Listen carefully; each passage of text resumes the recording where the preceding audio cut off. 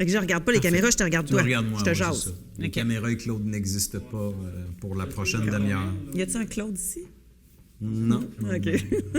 Bonjour et bienvenue à l'émission. Cette semaine, on reçoit Mélissa Houle, directrice générale de la Nouvelle Union. Asseyez-vous confortablement. Bienvenue à Chaud de Chaise. Petit point de couleur ici. Un chef-d'œuvre ici. Pensez à tout, moi. Et voilà. Yeah. Ah!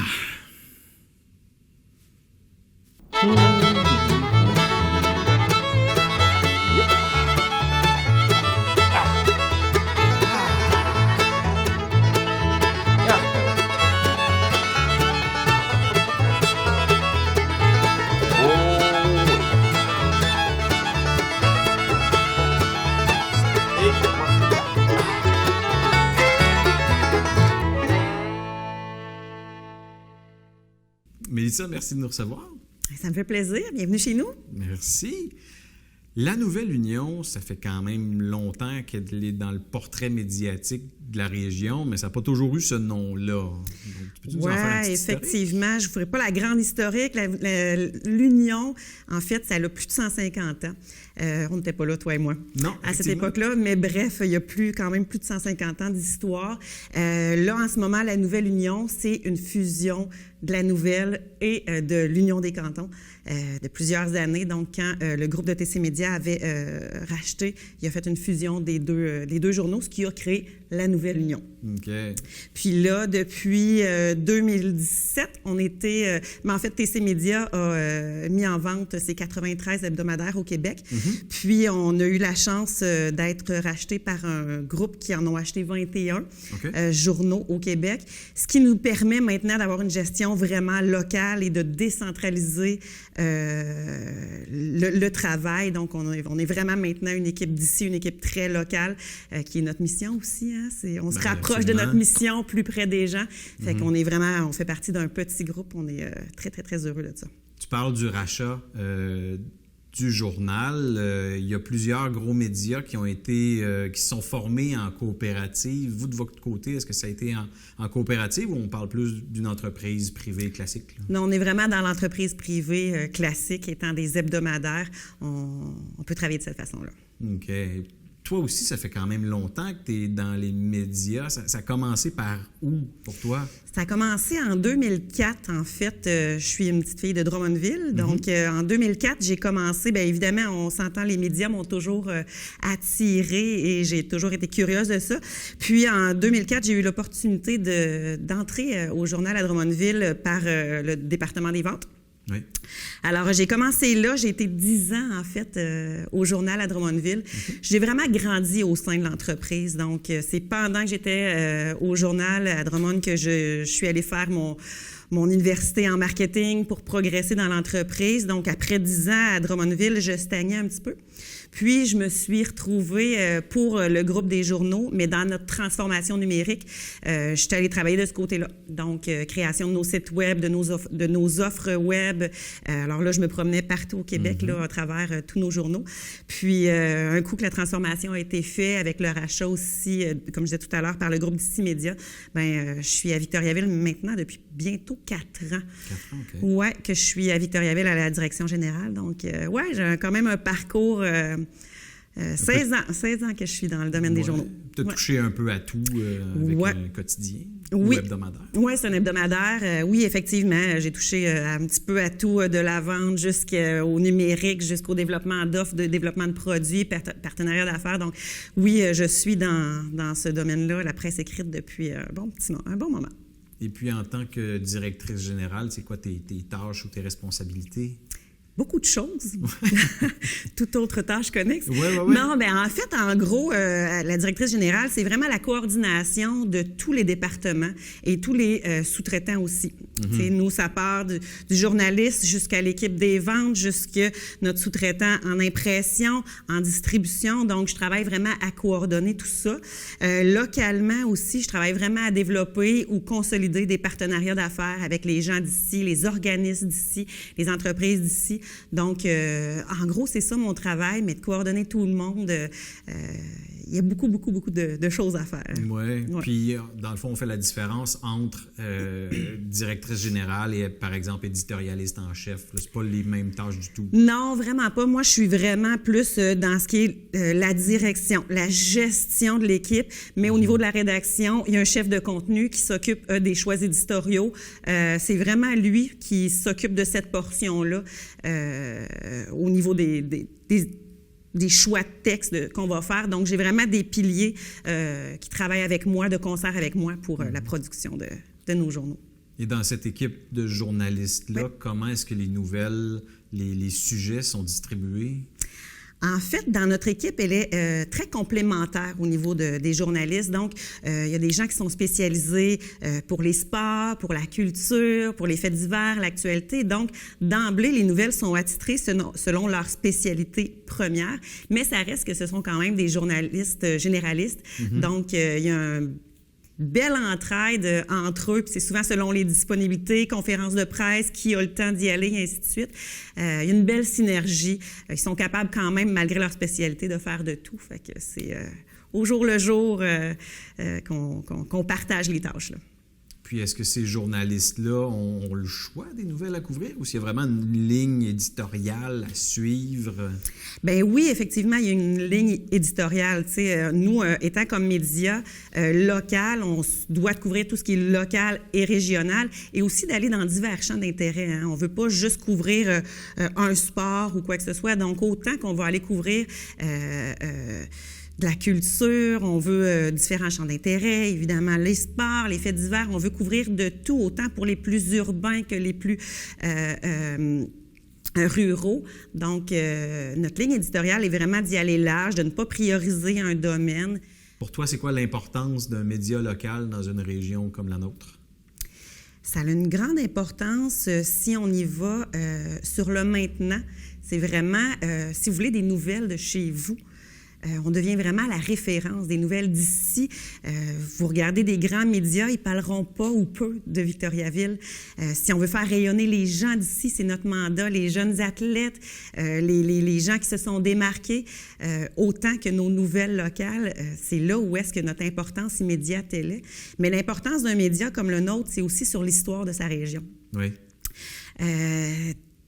Toutes nos anciennes éditions, les photos, c'est tout numérisé à la Société d'histoire. C'est vraiment le fun de pouvoir regarder et conserver l'histoire de chez nous. Mm-hmm. On est souvent à la référence lorsqu'il y a des gens qui font des livres ou des revues ou des mémoires sur l'histoire de la région. Bien, on est toujours cité, on est toujours en référence. Donc, l'impact d'un journal local est beaucoup aussi là-dessus.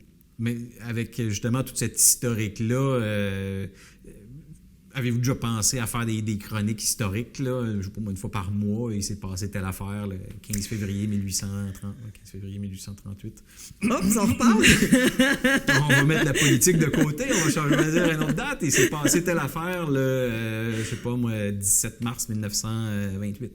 Bien oui, on en fait quand on peut. Évidemment, là, on est à équipe réduite, donc on a un peu moins de temps, mais occasionnellement, les journalistes peuvent aller à la Société d'histoire, vont prendre un peu d'infos sur ce qui s'est passé. Évidemment, on fait des retours. Tu sais, on parlait justement aujourd'hui la crise du verglas, les photos de ça, toute l'histoire de ça. Ben, quand il y a des anniversaires, on va ressortir ça, on va en reparler. Il n'y a pas de chronique mensuelle ou vraiment avec une fréquence, mais il peut y arriver, oui, à l'occasion qu'on va revenir sur nos archives à nous, là, effectivement.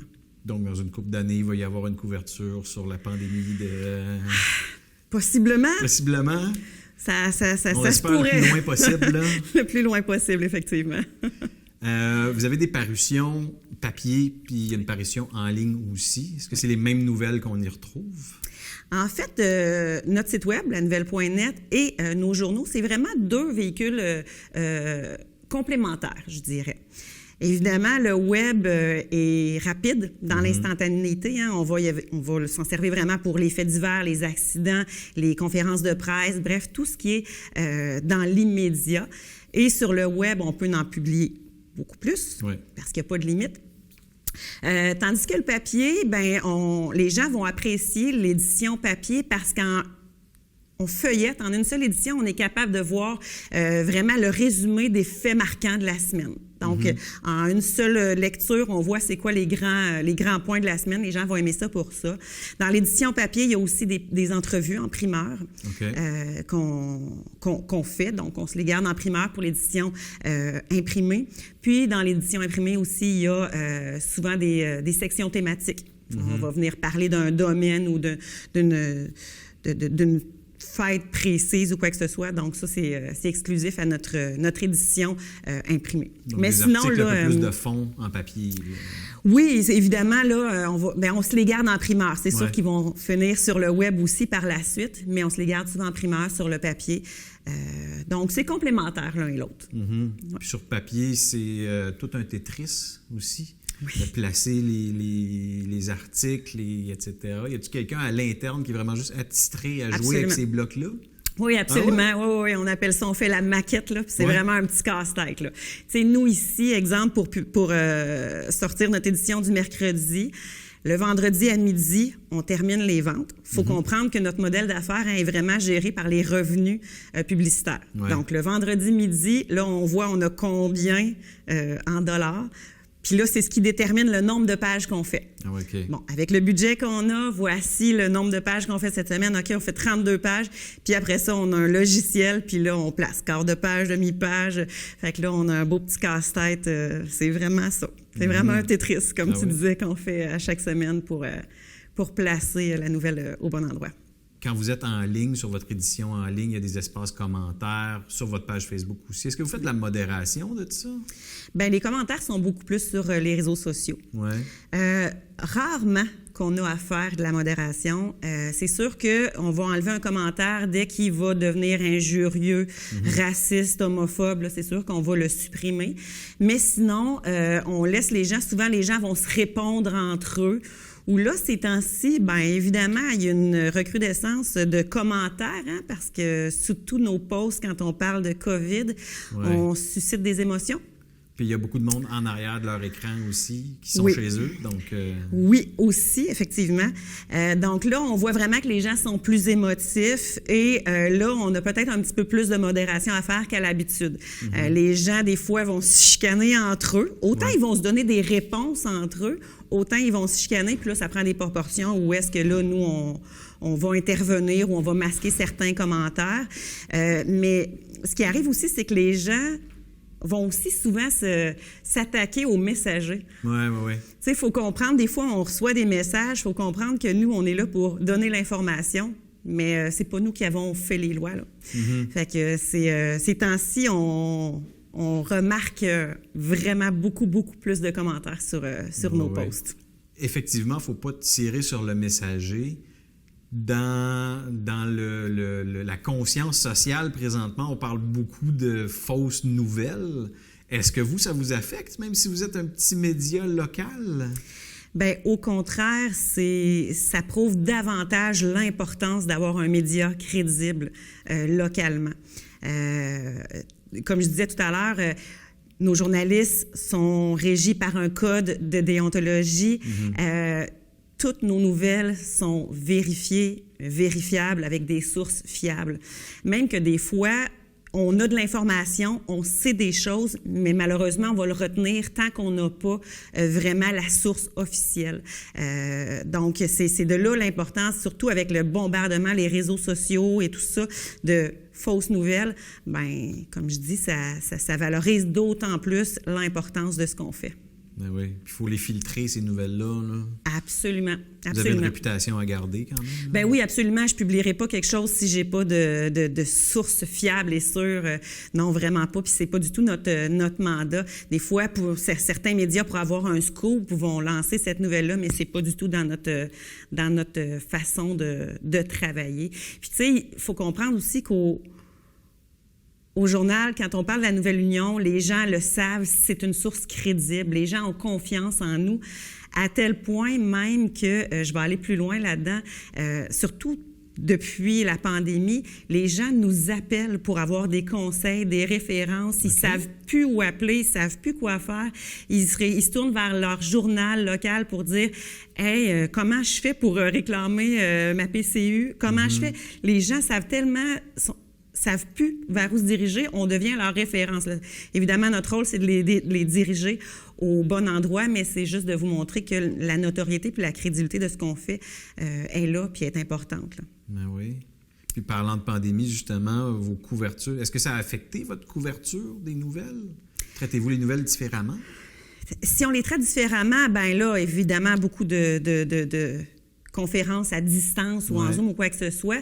Il faut comprendre qu'on a travaillé aussi à équipe réduite, donc des journalistes qui ne comptaient pas leurs heures pendant cette période-là, qui sont vraiment dévoués et engagés pour vous informer. Évidemment, n'ayant plus de sport, plus d'activités culturelles, plus d'événements, ben la majorité des textes ont été tournés, en tout cas une grande partie ont été tournés vers les événements de la COVID, effectivement. Oui, ça a eu un certain impact dans notre travail à ce niveau-là. Oui, parce qu'il ne se passe pas moins de choses. Au grand contraire, au grand contraire. Non, effectivement, ça a été terrible au début, là, vraiment, de couvrir tout ce qui se disait un peu partout. Là, maintenant, c'est plus facile, il y a des points de presse qu'on suit, c'est plus simple, mais au début, il y avait plusieurs sources d'informations. On courait d'un côté et de l'autre pour recueillir l'information. Non, il n'y a pas moins d'ouvrages, on avait moins de gens sur le terrain, mais plus de travail, donc moins de gens pour en faire plus. Je pense qu'on a réussi. Vous travaillez à équipe réduite, mais à l'occasion, moi, je suis tombé sur différents articles qui avaient été écrits par des journalistes, non pas de l'équipe ici, mais par d'autres, des médias locaux proches d'ici. Donc, est-ce que vous travaillez en collaboration des fois avec d'autres équipes de travail? Oui, bien, on a une collaboration avec des journalistes qui font partie de l'IJL, l'Initiative de journalisme local. Okay. En fait, eux nous aident à couvrir des territoires où est-ce qu'il n'y a pas de couverture locale. Donc, souvent, des territoires plus loin sont là pour nous aider à ce niveau-là et aussi, ils nous font parvenir des textes de nature souvent régionale ou même provinciale qui sont quand même d'importance pour les gens locaux. Donc, ça peut arriver que vous voyez des textes rédigés par cette équipe-là. On a parlé un peu plus tôt de la ligne éditoriale, mais vous, ici, au journal, vous n'avez pas de columniste ou de chroniqueur qui est là pour livrer une opinion. Vous êtes beaucoup plus dans du journalisme de terrain. Oui, exactement. Les journalistes qui travaillent ici n'auront jamais à donner leur opinion ou à prendre position sur un sujet ou un autre. On travaille vraiment une information juste et impartiale.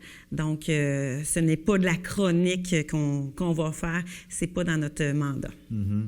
Puis les habitants des deux MRC, parce que dans le fond, vous couvrez Arthabasca et Érable, peuvent vous soumettre des nouvelles. Absolument, puis on veut, et beaucoup de nos nouvelles proviennent des gens qui nous écrivent. Les gens nous écrivent de plus en plus via Messenger sur notre page Facebook. Mm-hmm. C'est souvent eux qui vont nous proposer des textes où ils veulent souligner quelqu'un dans leur entourage qui s'est démarqué. C'est là qu'on va faire des entrevues exclusives avec ces gens-là.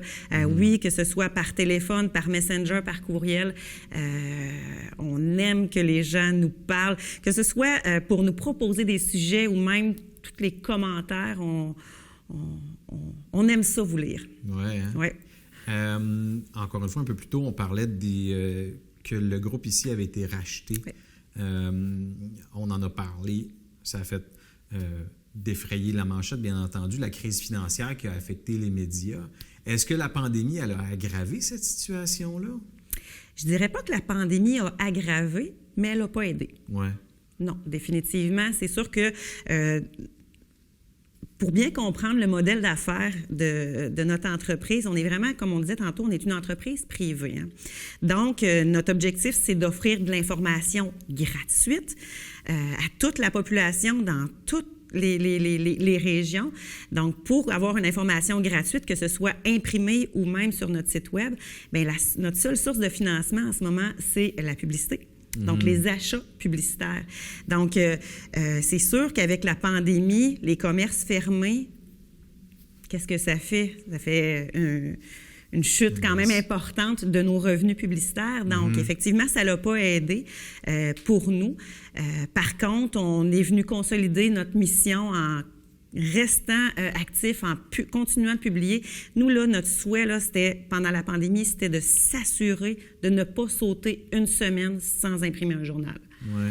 Donc, on l'a fait, puis même, on se disait, même si je sors des journaux à perte, je vais être là.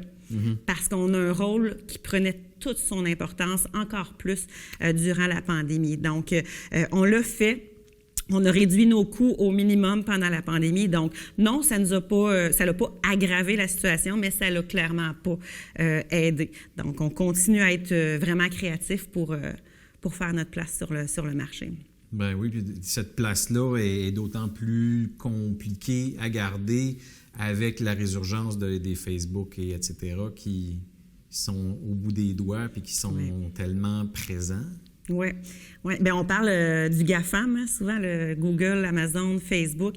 Au niveau publicitaire, bien, c'est eux autres nos compétiteurs, finalement. Ouais. Ce sont ces gros médias-là. Mais, tu sais, si je peux me permettre, on entend beaucoup, beaucoup parler de l'achat local, pas depuis la pandémie, depuis toujours, mais ça a pris une ampleur avec la pandémie. L'achat local, bien, ça passe aussi par les médias locaux. Ouais. Hein, c'est les médias locaux quand une entreprise fait un investissement ou une ouverture de commerce ou peu importe, bien, qui est là pour faire les entrevues, qui est là pour couvrir l'événement, bien, c'est nous, les médias locaux, tous les médias locaux. Donc, si c'est bon pour couvrir les événements comme ça, c'est aussi bon pour faire sa stratégie marketing, il faut y penser aussi à ça. Parce que si on n'a plus d'annonceurs, on n'a plus d'informations locales. Ouais. Fait que c'est ça souvent qui est important dans le modèle d'affaires actuel. On a besoin de tous se tenir, autant d'aller au commerce du coin local plutôt que d'acheter sur Amazon. On stimule ça. Bien, c'est aussi de faire la promotion avec vos médias locaux. Puis pour vous, je me demandais, des abonnements. Ouais. Ça existe encore? Non. Comme tu t'abonner au journal? Oui, dans notre modèle d'affaires, nous, on n'a jamais été par abonnement. Les hebdomadaires, partout au Québec, c'est vraiment gratuit. Ouais. Dans le sac, dans le Publisac, c'est un modèle d'affaires qui est gratuit. Ouais. Écoute, quand on est en mode de se réinventer, on se dit, on fait ça par abonnement? Notre site web à Victoriaville, on peut se le dire, là, c'est un des sites web qui a le plus de pages vues dans tous les hebdomadaires du Québec. C'est fou, les gens nous suivent vraiment beaucoup sur lanouvelle.net. Ah, on le fait-tu par abonnement? Mais entre vous et moi, je doute que les gens aujourd'hui sont prêts à payer pour leur information. Hein? Ouais. Ça fait qu'ils l'ont gratuit, puis c'est notre modèle d'affaires. Mais en étant comme ça, j'ai pas de revenus d'abonnement, contrairement aux grands quotidiens que l'on connaît. Eux ont des revenus d'abonnement, pas nous. Non, donc, on n'a que les annonceurs pour nous financer. Donc, c'est ça notre réalité, en fait. Fait que non, je pense pas qu'on va aller vers la voie de l'abonnement. Je doute que ce ne serait pas un succès. Comment est-ce que vous faites pour aller vous chercher des nouveaux clients, vu que ça fait si longtemps que ça que vous êtes dans le portrait? Bien, faut dire qu'on a des clients qui nous sont très fidèles. Ouais. Hein, les clients qui annoncent avec nous depuis plusieurs années sont toujours là, présents avec nous. On a une proximité avec eux aussi. Ça devient des gens de qui on est très près. On les voit toutes les semaines. Donc, on a vraiment nos clients fidèles avec nous. Puis, c'est avec eux qu'on travaille. Les nouvelles entreprises qui se développent, on continue d'être là pour eux. Il faut dire aussi qu'on s'est énormément diversifié dans les dernières années. Hein. On est connu pour les journaux, acheter un quart de page, une demi-page. Mais c'est beaucoup plus que ça. Maintenant, on est vraiment devenu en stratégie numérique aussi. Donc, on va faire de la création de sites web. On va travailler avec les GAFAM de ce monde. Donc, on peut faire de la stratégie de référencement sur Google pour nos clients. On peut faire du sponsor sur Facebook pour nos clients. Mais c'est toutes des stratégies qu'on vient allier. De là, notre slogan, on dit traditionnel et branché. Donc, on peut travailler de ces deux façons-là avec nos annonceurs aujourd'hui. Donc, on va les chercher avec ça. Puis en terminant, pour les gens qui ont un peu décroché des nouvelles, qui regardent plus le téléjournal, qui lisent plus les éditions papier parce qu'ils trouvent que les nouvelles sont trop déprimantes ou trop négatives, c'est quoi pour toi la nouvelle la plus positive de l'année? Et une seule nouvelle, je suis pas capable de t'en nommer une seule. Par contre, tu sais, quand on dit que les journaux ou les médias d'information, c'est que de la mauvaise nouvelle, pour moi, ça, c'est cliché un petit peu. Dans le sens où est-ce que localement, je pense qu'à chaque édition, vous seriez capable de trouver une bonne nouvelle, que ce soit un jeune athlète qui s'est démarqué, qui a gagné une médaille, notre équipe sportive qui a gagné, ou le recrutement, le repêchage. On donne beaucoup aussi dans la philanthropie, hein, les fondations, les sources de financement qui ont été cherchées, les investissements aussi qui se font dans la région. Donc, il y a toujours de la bonne nouvelle à partager. Je suis pas capable d'en nommer une, 2020 étant ce qu'elle était. Oui. Mais quand même, on fait souvent des entrevues pour faire rayonner des gens qui se démarquent, des entrevues de fond. Donc, on tente toujours de faire rayonner les gens d'ici et d'avoir de la bonne nouvelle. Mm-hmm. Mais de toute façon, les gens peuvent toujours vous soumettre leurs bonnes nouvelles. Tellement. On aimerait ça, absolument. S'il y a quelqu'un dans votre entourage qui se démarque ou qui a fait quelque chose d'exceptionnel, ben n'hésitez pas à nous écrire, soit via notre page Facebook, via notre Messenger, par courriel, rédaction@commercial-lanouvelle.net ou par téléphone. N'hésitez pas à nous en faire part. Ça va nous faire plaisir de parler de ces gens-là, des gens de chez nous. Et on a hâte de lire ça. Ben, yes. Merci beaucoup, Mélissa. Merci, Alexandre. C'est un plaisir. C'est ça. Merci d'avoir été là. La semaine prochaine, on reçoit Michel Pépin, archiviste. Soyez-y.